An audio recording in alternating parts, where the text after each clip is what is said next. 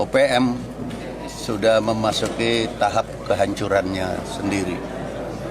Dia bukan organisasi atau kelompok kriminal biasa seperti tukang copet, bukan.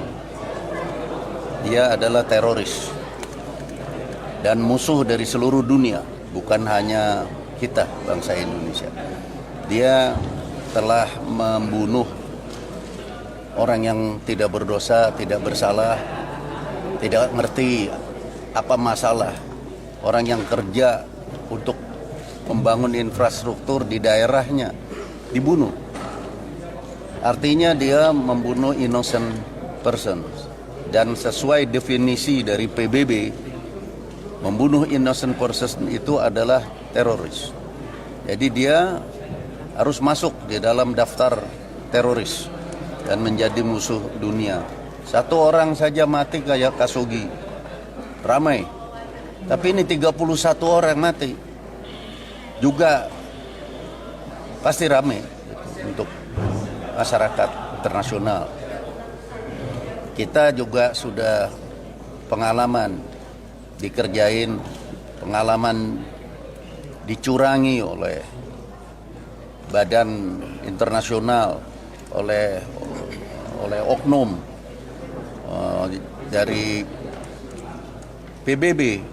Jadi yang menyesatkan, mencurangi plebiscit seperti di tim-tim. Sesudah 25 tahun kita disuruh untuk jajak pendapat dan dicurangin.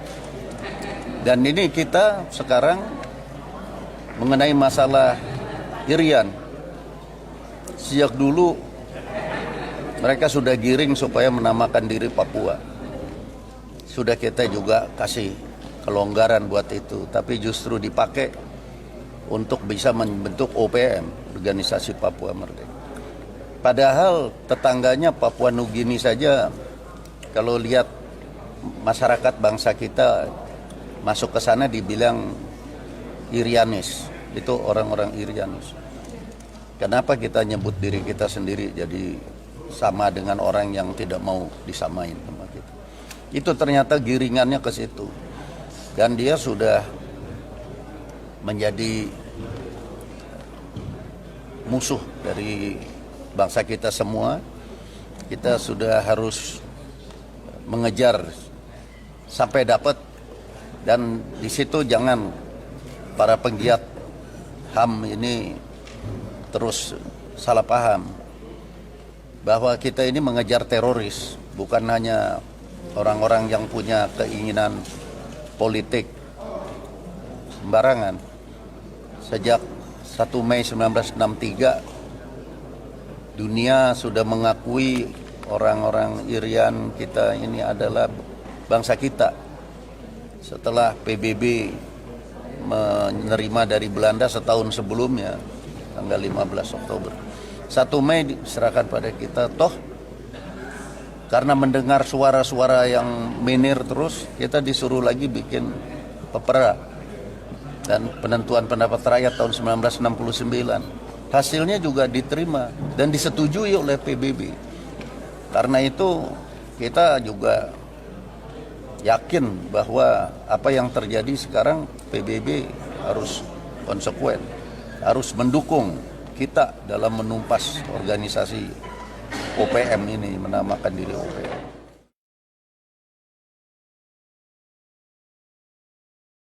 Jadi yang harus dilakukan oleh TNI Polri? Ya, semua rakyat juga. Dan ini perlawanan harus semesta karena teroris, karena dia membunuh rakyat.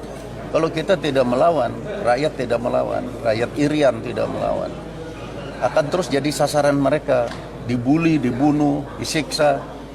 Dan ini tidak benar. Kita ini biadab, ini orang. Kita tidak bersenjata. Mereka bersenjata modern seperti itu. Dari mana senjatanya? Kita nggak ngerti. Nanti juga akan terungkap. Mudah-mudahan kita bisa segera mengungkap siapa sebetulnya yang main di sini.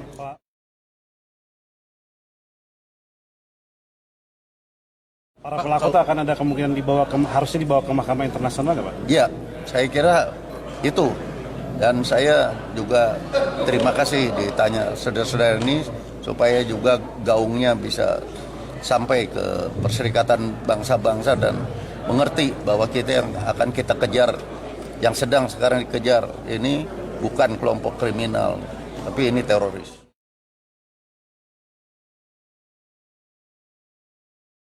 Soal indikasi seperti kasus Papua itu dengan tim-tim Pak ada menyebut ke situ, artinya ada referendum mungkin lari ke situ Pak. Ada upaya ke situ mungkin, Pak? Tidak bisa karena kan kita sudah referendum sudah 1969 itu sah karena sudah diterima PBB dan itu kenapa mesti dipersoalkan lagi? Menurut saya ini para petualang yang sebetulnya untuk diri dan kelompok dia sendiri, bukan untuk rakyat. Rakyat irian semuanya nasionalis. Semua pejabat di situ, gubernur juga udah putra daerah. Semua yang memerintah juga sudah putra daerah semua. Jadi ini kerikil tajam dan kelompok yang memang harus kita musnahkan dan dia bisa musnah sendiri karena perbuatannya.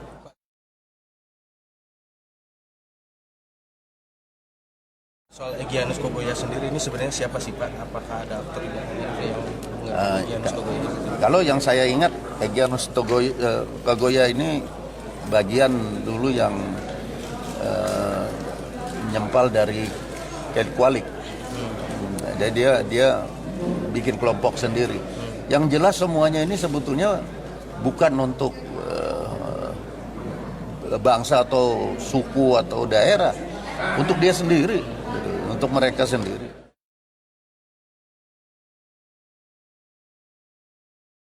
Kenapa sih Pak dari dulu nggak bisa terungkap gitu Pak Egyanus? Karena dari anggotanya sendiri tidak lebih dari 50 orang. Gitu. Betul, itu betul sekali. Tidak lebih dari 50. Tapi sih, dia sudah menggunakan potensi diplomasi politik di luar negeri. Dia buka perwakilan di luar negeri, di Inggris, Belanda, dan terutama Pasifik Selatan. Itu negara-negara seperti Vanuatu. Itu mereka tidak tahu, dikiranya betul-betul sejarahnya itu dia dijajah oleh Indonesia, itu kan penyesatan. Jadi sejarahnya yang betul adalah bahwa Irian itu memang sejak 1962 itu sudah ditinggal oleh Belanda, ditinggal begitu aja. Dan sekarang setelah kita membangun di sana, tidak masuk akal alasannya.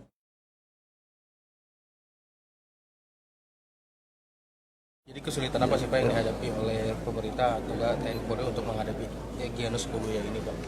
Kita kesulitannya hanya masalah internasional. Jadi kita pengalaman Timur kan banyak pendapat mereka curang kepada kita. Itu akan selalu begitu. Jadi mereka akan giring ke situ maunya mereka. Dan supaya ini kalau gerakan politik ini dia kan juga masuk di kampus-kampus supaya dicap sebagai self determination yang terus jadi merupakan hak ajasi. Tapi mereka lupa bahwa ini bangsa Indonesia dan ini cuma kelompok kecil. Kelompok kecil ini sekarang udah jelas menteror.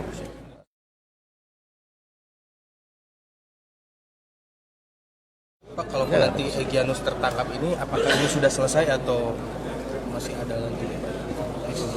Saya kira akan selalu muncul di mana-mana jika rakyat diam saja.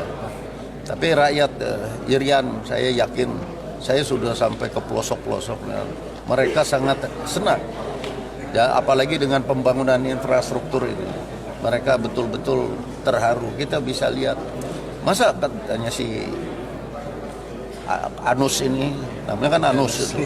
Dari namanya saya Anus ini bilang katanya infrastruktur ini bentuk penjajahan, ini kan orang gila itu. Yang kayak begitu kan nggak masuk akal, udah jelas bahwa itu petualang.